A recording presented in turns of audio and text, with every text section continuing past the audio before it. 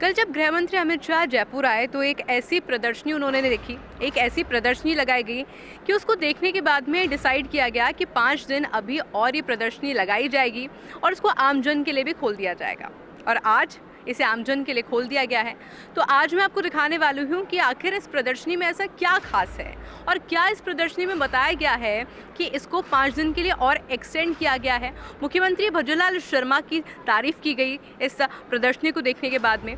तो जब हम पुलिस स्टेशन जाते हैं, कोई क्राइम होता है, कोई केस होता है, तो उससे लेकर के जो एंड पॉइंट तक होता है, यानी कि जब न्याय दिलाया जाता है, तो क्या पूरा प्रोसेस रहता है, इस पूरी प्रदर्शनी के अंदर एक एक चीज़ वो बड़ी बारीकी से बताई गई है। इनफैक्ट यहाँ पे हर कुछ देर के अंदर कुछ प्ले भी चलते रह रहे हैं और इससे आइडिया लग रहा है लोगों को भी कि जब आप पहुँचते हैं, जब आप अपनी रिपोर्ट दर्ज कराते हैं, वहाँ से लेकर के क्या क्या प्रोसेस होते हैं, क्राइम स्पॉट की बात की जाए या फिर हॉस्पिटल की बात की जाए, कोर्ट की बात की जाए, इन सभी चीज़ों को इसमें ऐड किया गया है।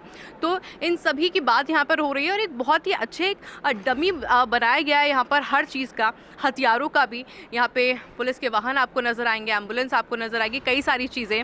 मेरे साथ में डेप्यूटी एडिटर है शिवेंद्र परमार भी है, उनसे भी लगातार हम जानकारी लेते रहेंगे। शिवेंद्र, क्योंकि इससे पहले हमने अभी समझा भी था इस पूरी प्रदर्शनी को, कल अमित शाह काफ़ी खुश वो नज़र आए थे इसको देख करके भी, जिसके बाद में डिसाइड भी किया गया कि 5 दिन एक्सटेंड करते हैं इसको।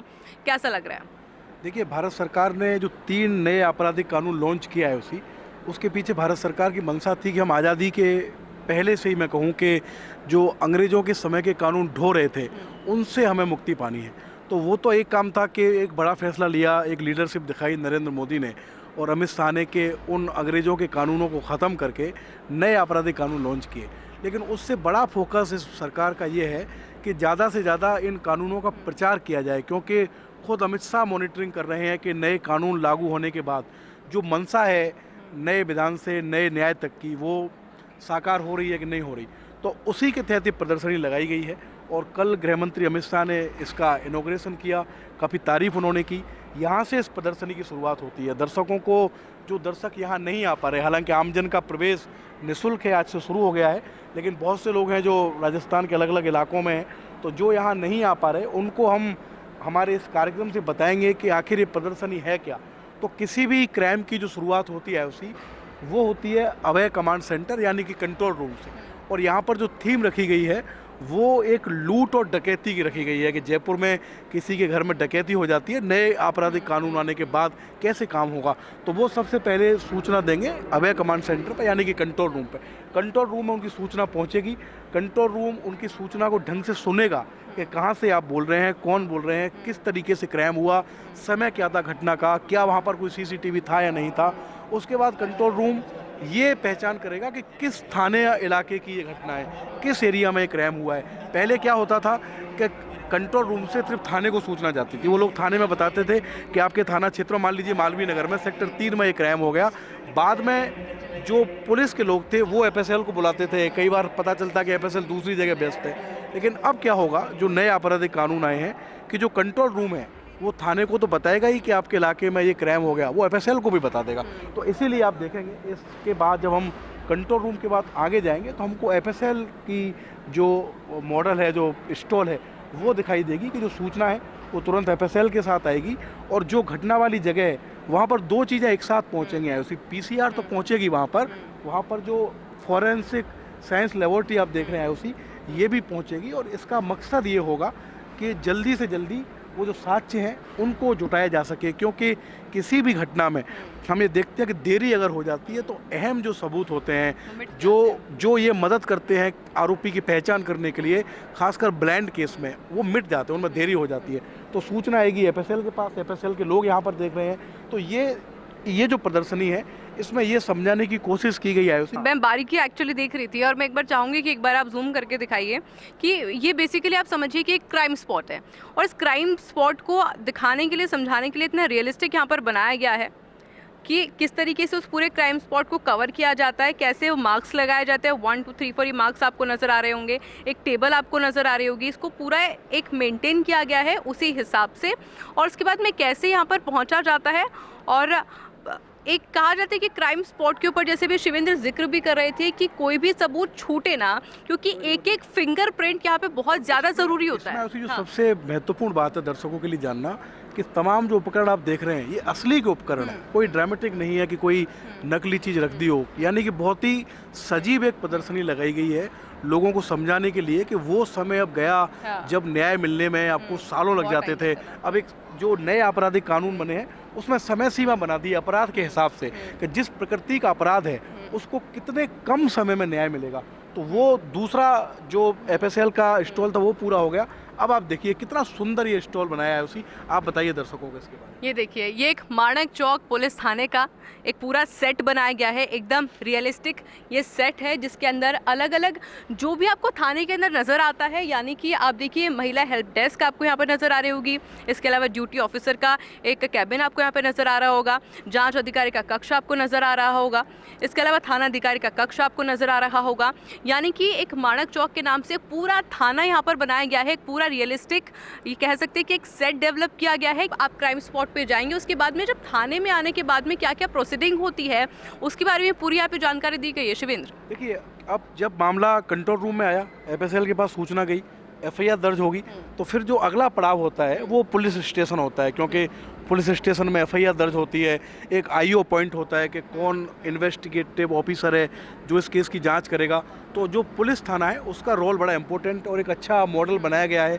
जो आपने बताया इसी तरीके का थाने का मॉड्यूल होता है जब हम किसी भी पुलिस थाने में जाते हैं। तो अब इस थाने के बाद हम आगे बढ़ेंगे कि नए आपराधिक कानूनों में कोई भी मामला, क्योंकि यहाँ पर जो थीम रखी गई है वो लूट और डकैती की रखी गई है, उसके हिसाब से जो अगला जो पड़ाव है, क्योंकि पहले कंट्रोल रूम में सूचना गई, कंट्रोल रूम ने पीसीआर भेजी, कंट्रोल रूम ने एफएसएल की टीम को भेजा, फिर मामला पुलिस थाने में आ गया। आपने नोटिस किया होगा कि यहाँ पे जो लोग आ रहे हैं, बड़े आम लोग यहाँ पर आ रहे हैं जिन्होंने शायद कभी पुलिस थाना देखा भी नहीं होगा, कभी समझा भी नहीं होगा कि इतनी प्रोसीडिंग वाकई में होती भी है यहाँ पर कि नहीं होती, और इतना ब्रीफली यहाँ पे समझाया जा रहा है क्योंकि हर किसी के पास में यहाँ पे पुलिस जाब्ता इतना ज़्यादा है कि हर कोई कोशिश यही कर रहा है कि पूरा जो प्रोसेस है यहाँ पर समझाया जाए। शिवेंद्र, देखिए यही मंशा है जो केंद्रीय गृह मंत्री अमित शाह थे, उन्होंने कल खुद अपील किया है उसी कि अधिक से अधिक लोगों को इसको देखना चाहिए, क्योंकि ऐसा मौका फिर नहीं मिलता।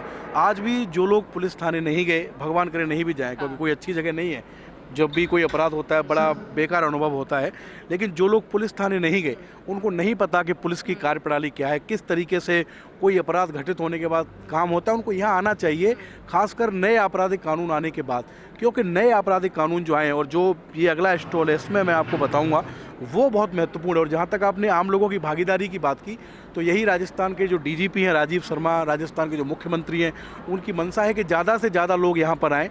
निःशुल्क प्रवेश रखा गया है, आसपास के जो स्कूल्स हैं, जो स्वयंसेवी संस्था हैं, उन सभी को आमंत्रित किया गया है। हम देख रहे हैं काफ़ी संख्या में लोग आए भी हैं। कई आईपीएस और आरपीएस अधिकारियों की ड्यूटी भी यहाँ पर लगाई गई है। अगर वो समझना चाहें कि पूरी प्रक्रिया क्या है तो समझ भी सकते हैं। बेसिकली हम लोग अभी एसएमएस अस्पताल आ चुके हैं। शिवेंद्र, बिल्कुल, ये एक तरीके से एक डमी अस्पताल है, क्योंकि अस्पताल का भी बड़ा रोल होता है। मान लीजिए किसी के घर में लूट हुई और उन पर जानलेवा हमला हुआ, तो वो घायल अवस्था में है, तो वो फिर जब पुलिस वहाँ पहुँचेगी तो उनको यहाँ पर लाया जाएगा हॉस्पिटल में। तो ये हॉस्पिटल है और यहाँ पर भी जो फॉरेंसिक का काम है वो काफ़ी इम्पोर्टेंट है। मान लीजिए कोई व्यक्ति आता है और उनकी डेथ हो जाती है, तो उनका पोस्टमार्टम होना बहुत ज़रूरी है कि हत्या के कारण क्या है। हम कई बार देखते हैं पोस्टमार्टम में देरी हो जाती है और कई बार पोस्टमार्टम की जो रिपोर्ट है उसमें भी बहुत विवाद होता है। ये जो नए आपराधिक कानून है, जब हम इस स्टॉल के आखिरी में पहुंचेंगे तब हम दर्शकों को और ब्रीफ करेंगे, लेकिन इसकी जो सबसे महत्वपूर्ण चीज़ है, एफएसएल की जो जाँच है उसको बहुत मजबूत किया गया है। ई साक्ष्य, पहले जो ई साक्ष्य थे वो मान्य नहीं होते थे, लेकिन अब अगर किसी आईओ के पास विजुअल एविडेंस है, अगर उसके पास कोई वीडियो रिकॉर्डिंग है, तो ई साक्ष्य जो है वो नए आपराधिक कानून में जोड़े हैं। और ये दर्शकों को खुशी होगी जानकर कि राजस्थान उन चुनिंदा राज्यों में शामिल हो गया है जहाँ पर ई साक्ष्य प्रणाली को बहुत पूरे तरीके से लागू किया गया है। ये है राज्य विधि विज्ञान प्रयोगशाला जो हम स्टॉल में पहुँचे हैं, इसको हम एफएसएल कहते हैं। और ये बहुत इम्पोर्टेंट है, किसी भी क्राइम से जुड़ी घटना में एफएसएल जो सबूत जुटाती है, जब उसको न्याय मिलना होता है, कोर्ट तक जब ये मामला जाता है, तो सबसे महत्वपूर्ण योगदान होता है एफएसएल का।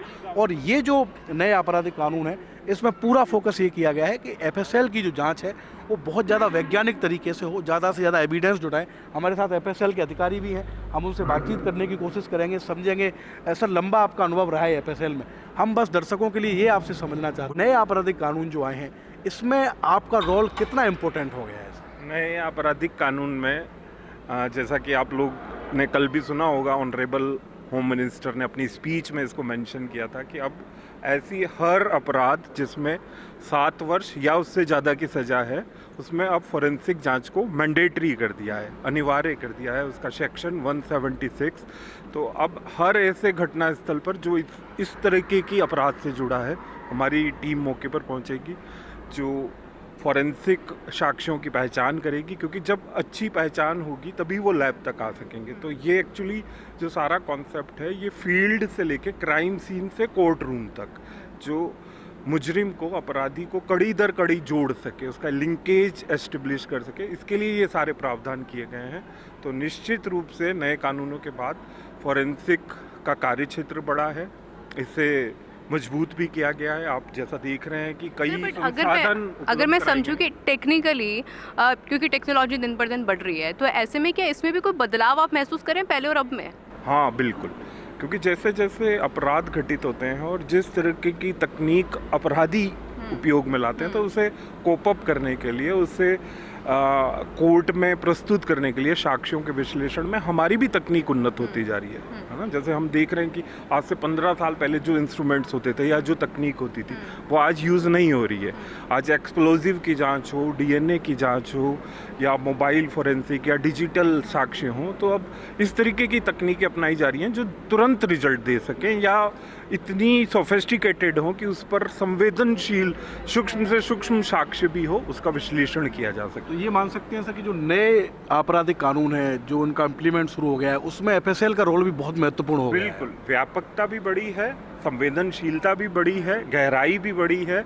हीनियस से हीनियस क्राइम में आप पीछे जो हमने डिस्प्ले कर रखे हैं कि कुछ ऐसे अपराध थे जिसमें जलाकर नष्ट कर दिया, तो एक बार को सुपरफिशियली लग रहा था कि कोई एविडेंस ही नहीं है, लेकिन हमने जले हुए अवशेषों में से निकाल कर और डीएनए एस्टेब्लिश करके अपराधी को सजा भी दिला दी है।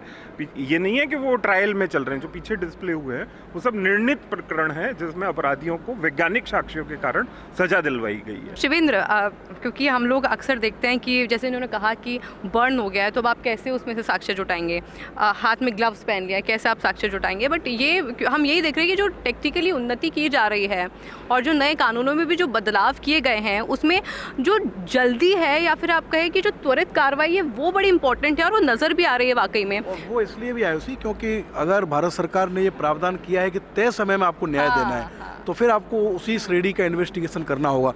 तो एफएसएल के बाद जो हमारी नई स्टोर है इस प्रदर्शनी में, वो है अभियोजक कार्यालय। जब कोई भी घटना है वो घट गई है उसी, तो फिर कोई भी व्यक्ति है वो फिर जाता है न्याय के लिए, और न्याय के पास फिर उसको आना पड़ता है अभियोजन विभाग में, जहाँ पीपी, एडिशनल पीपी वो मिलते हैं। यहाँ पर वो अपनी जानकारी देता है कि ये हमारे साथ घटना हुई है। और अब इसमें आपराधिक कानून में हुआ क्या है कि सारी चीज़ें ऑनलाइन हो गई हैं। अगर मान लीजिए कोई सरकारी पीपी है, उसको आप एफआईआर का नंबर बताएंगे कि 0413/25 मेरी एफआईआर है, वो उसको अगर पोर्टल में डालेगा तो उसको उसी पोर्टल पर एफएसएल की रिपोर्ट मिलेगी। अच्छा। उसको उसी पोर्टल पर पूरी एफआईआर की जानकारी मिल जाएगी। पहले होता ये था कि आपको एक जगह से लेकर दूसरी जगह उसको पहुंचाना पड़ता था, लेकिन अब जो ऑनलाइन पोर्टल है उसमें एक तरीके से सेंट्रलाइज हो गई हैं पूरी चीज़ें। तो ये इसलिए महत्वपूर्ण है, जैसे कि इन कानूनों को लागू करने के पीछे धारणा है कि एक तय समय में लोगों को न्याय दिलाना है। तो जब आप फिर पीपी या एपी के पास जाते हैं अभियोजन विभाग में, उसके बाद फिर ये पार्ट आता है ट्रायल कोर्ट आ गया। यहाँ पर आपकी जो ट्रायल है वो शुरू हो जाती है। तो आप देखिए, अगर अपन ऐसे भी देखें कि अपन कितनी जल्दी यहाँ पर कंट्रोल रूम था, जहाँ पर क्राइम की सूचना मिली, वहाँ से हम कितनी जल्दी यहाँ तक पहुँच गए। और इसी तरह की शीघ्रता, इसी तरह का त्वरित काम ये नए आपराधिक कानून लागू होने के बाद हो रहा है। राजस्थान सरकार का भी यही फोकस है, राजस्थान के डीजीपी राजीव शर्मा का भी यही फोकस है। और कल अमित शाह ने अपने स्पीच में बहुत तारीफ की राजीव शर्मा की। उन्होंने कहा कि यहाँ डीजीपी बनने से पहले राजीव शर्मा इस काम से जुड़े रहे हैं, क्योंकि वो बीपीआरडी के डीजी थे और इन कानूनों को पूरे राज्य में सही तरीके से लागू कराने का जो काम था वो बीपीआरडी का था। तो राजस्थान के लिए तो बढ़िया बात है कि जिस अधिकारी ने इन कानूनों को लागू करवाए हों वो राजस्थान के डीजी हैं, तो उनका फोकस है कि ज़्यादा से ज़्यादा इन नए कानूनों का प्रयोग किया जा सके, इन नए कानूनों से तय समय में जो लोगों को सज़ा है वो मिल सके, लोगों को जो न्याय है वो मिल सके। नए आपराधिक कानून आने के बाद जो जेल का सिस्टम है, प्रिजन का जो सिस्टम है, उसमें और क्या बदलाव आए हैं? सर, जो 1/3 सज़ा के जो बंदी होते हैं जिन्होंने अपनी सज़ा पूरी कर चुके होते हैं, होने वाली होती है, उनकी हमें जमानत याचिका जेल के माध्यम से न्यायालय में पेश करते हैं, जिससे उनको लाभ मिलता है। उनके जो डिसीजंस होते हैं उस पर निर्णय लिया जाता है। इससे मतलब उनके कार्य मतलब जल्दी होते हैं। हर एक जैसे मर्सी पिटिशन, जो डेथ वाले बंदी हमारे पास आते हैं, उनकी मर्सी पिटिशन लगाते हैं तो वो भी 30 दिन के अंदर हमको लगानी होती है। एक समय अब तय हो गया, हाँ, तय समय में पूरी कार्रवाई करनी होती है। पहले समय निर्धारित नहीं था। तो ये उसी बेहतरी हुई है जो मैं कह रहा था आपको कि नए आपराधिक कानून लागू करने के पीछे मंशा यही थी भारत सरकार की, प्रधानमंत्री नरेंद्र मोदी की, कि हम जो आज़ादी से पहले अंग्रेजों के समय के जो कानून ढो रहे थे और ऐसे अजीब अजीब प्रावधान थे। एक डायलॉग मेरे को याद आया, तारीख पे तारीख, पर यहाँ पे अब तारीख बंद कर दी है। ये तो कहा है, अमित शाह कह के गए हैं 3 साल में वो कोशिश करेंगे कि उनको न्याय मिल जाए। और वाकई कोर्ट में जिस तरीके से लोगों की रगड़ाई होती है, मतलब अगर मान लीजिए एक्चुअली मैं नोटिस करती हूँ कि लोग डरते हैं कोर्ट के नाम से, पुलिस के नाम से, क्योंकि उनको लगता है कि बड़ा टाइम टेकिंग प्रोसेस है, बहुत लंबा है, बार बार आपकी तारीखें पड़ेंगी, बार बार आपको जाना पड़ेगा और बार बार आपको वकील को पैसे देने पड़ेंगे, बहुत खर्चे वाला काम है। तो ये जब तय समय में होगा तो ये मानिए कि लोगों के संसाधन भी बचेंगे, समय भी बचेगा और एक आस्था बढ़ेगी जो न्याय व्यवस्था और कानून व्यवस्था। चलिए शिवेंद्र बाब को हाई कोर्ट ले आए। अब हम अंतिम पड़ाव में हैं, अब हम इस प्रदर्शनी के अंतिम पड़ाव में हैं। हमने कंट्रोल रूम से शुरू किया था और अब हम आए हैं राजस्थान उच्च न्यायालय, क्योंकि राजस्थान से जुड़ा हुआ अगर कोई मामला है तो ये सर्वोच्च संस्थान है जहाँ पर वो मामला आता है। हालांकि उसके बाद एक और विकल्प है कि लोग सुप्रीम कोर्ट चले जाते हैं, लेकिन ये पर्याप्त है। कोई भी व्यक्ति है वो हाई कोर्ट तक आता है और हाई कोर्ट में, क्योंकि जब हम अभी आखिरी पड़ाव पर चल रहे हैं जहाँ पूरे कानूनों के बारे में बहुत शॉर्ट में लोगों को बताएंगे कि अगर किसी भी तरह का अपराध है उसकी समय सीमा तय कर दी गई है तो वो फिर केस समय सीमा में हाई कोर्ट में आना है, उसका निस्तारण भी पक्का है। तो उसको आप यूँ समझिए कि जिस लड़की के पिता के साथ वारदात हुई, जिसने हमने यहाँ से शुरू किया कि उसने कंट्रोल रूम में सूचना दी, उसको कितनी जल्दी इन सभी प्रोसेस से गुजरते हुए जो पहले से ज़्यादा सुविधाजनक है, पहले से ज़्यादा ऑथेंटिक है, पहले से ज़्यादा साइंटिफिक है, वहाँ से वो हाई कोर्ट तक आ जाएंगे और उनको बहुत जल्दी न्याय मिल सकेगा। अब हम बहुत आखिरी पड़ाव में चल रहे हैं जहाँ हम दर्शकों को बहुत जल्दी ब्रीफ करेंगे कि जो नए आपराधिक कानून आए हैं IOC उनमें क्या प्रावधान है। लेकिन उससे पहले हम तस्वीरें भी दिखाएंगे आपको कि कई स्कूल स्टूडेंट्स आप देख सकते हैं और इनसे हम बात भी कर सकते हैं कि कैसा इनका अनुभव रहा है कुछ लोगों से, क्योंकि बड़े समूह यहाँ पर आ रहे हैं। प्रयास यही किया है डीजीपी राजीव शर्मा ने कि ज़्यादा से ज़्यादा लोग यहाँ पर पहुँचें। नए आपराधिक कानून है IOC, उनका पूरा खाका है। ये जो हमने दिखाया वो तो प्रदर्शनी है, लेकिन ये लोगों के लिए है कि क्या क्या बदलाव आखिर किए गए, बदला है। तो ये सबसे महत्वपूर्ण है कि नए आपराधिक कानून आने के बाद, जिसका आप जिक्र कर रहे थे कि प्रकरणों का समयबद्ध तरीके से निस्तारण होगा, ये एक बदलाव किया गया है। क्योंकि पहले हम जैसे जिक्र भी कर रहे थे कि समय बहुत ज़्यादा बढ़ता रहता था, अपराधियों के विरुद्ध सख्त कार्रवाई, जिसको लेकर के जो नए कानून है उसमें बदलाव किए गए। नए आपराधिक कानून आने के बाद 715 प्रकरण दर्ज किए, 2500 जो अभियुक्त थे उनको सलाखों के पीछे भेजा, 308 अभ्यादन न्यायालय में प्रस्तुत हो गए जो कि अर्जित संपत्ति की कुर्की और जब्ती के लिए हैं। संगठित अपराधियों के विरुद्ध जो कार्रवाई है उसमें 23% की गिरावट आई है। और ये जो पीड़ित केंद्रित प्रावधानों के तहत कार्रवाई है, इसमें जो पीड़ित व्यक्ति हैं IOC उन पर फोकस किया गया है कि वो किस तरीके से पुलिस में उनकी आस्था जगे। तो आप देखिए कि 0 FIR में 59% की वृद्धि हो गई है। इसका मतलब क्या है कि मान लीजिए मैं झारखंड में गया, मैं रांची में हूँ, मेरे साथ वहाँ कोई घटना हो गई, तो रांची की पुलिस अब मुझे ये नहीं कह सकती कि आप अपने जयपुर में जाके मुकदमा दर्ज कराइए। 0 FIR आप दर्ज कर लीजिए, आप यहाँ से जयपुर भेज दीजिए, 0 FIR दर्ज हो रही है, फिर वो आप देख रहे हैं कि राज्य में परिवर्तित हो जाती है, जहाँ की होती है वहाँ उसको भेज दिया जाता है। तो जो अन्य राज्यों से प्राप्त 0 FIR है उसका भी नंबर है, इलेक्ट्रॉनिक माध्यम से प्राप्त सूचनाओं पर प्रसंज्ञान लिया गया। ये बहुत महत्वपूर्ण है।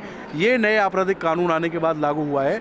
खासकर अब तो पूरा ज़माना ही इलेक्ट्रॉनिक हो गया है, डिजिटल हो गया है, सबके पास मोबाइल है, सबके पास सारी चीज़ें हैं। ये त्वरित न्याय है, ये बहुत महत्वपूर्ण है जो हम दर्शकों को बताएंगे कि प्रकरणों के अनुसंधान में लगने वाला औसत समय पहले 106 दिन लगते थे, अब 74 दिन लग रहे हैं। नवीन विधिक प्रावधानों से दोष सिद्धि दर, जो एक तरीके से कहते हैं कि मुजरिम जिस पर आरोप तय हो गए, जिसको कोर्ट ने कह दिया कि he is guilty, she is guilty, उसमें आप देखिए कि वर्ष 2023 में 48 था, अब बढ़कर 60% हो गया, क्योंकि समय तय हो गया। जल्दी कितनी हो रही है अब, है ना। इसी तरीके से नवीन अपराधों में वैज्ञानिक साक्ष्य संकलन, जो हम एफएसएल का जिक्र कर रहे थे, तो 8401 घटना स्थलों पर अभी तक एफएसएल गई है। पहले इतना बड़ा नंबर नहीं होता था कि लोग जा पाते थे।